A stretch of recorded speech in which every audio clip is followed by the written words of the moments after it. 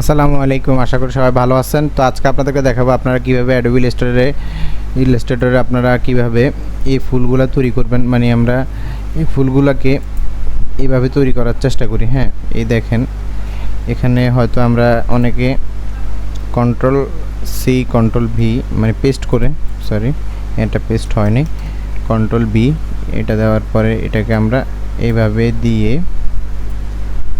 এটাকে এখানে বসাই দিই। হ্যাঁ, এরকমভাবে একটা রাউন্ড তৈরি করে ফুলগুলার। হ্যাঁ, এটাকে এভাবে না করে যদি আমরা এটাকে ডিলিট করে দিই, সম্পূর্ণ ডিলিট করে দেওয়ার পরে এই দেখেন আমি জুম করি একটু, এখানে এই পলিগন টুলের মাধ্যমে একটা পলিগন টুল নিলেন। ধরেন আপনি আপনার যতটা স্পেস দরকার সেই অনুযায়ী একটা নিলেন।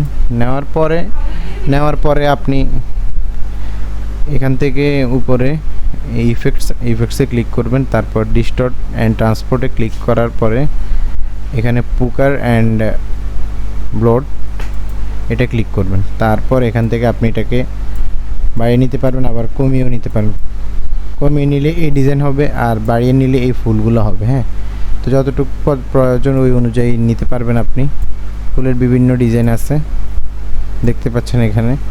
তো আমি এখন এটাকে নিলাম, নেওয়ার পর এখানে ওকে দিয়ে দিলাম।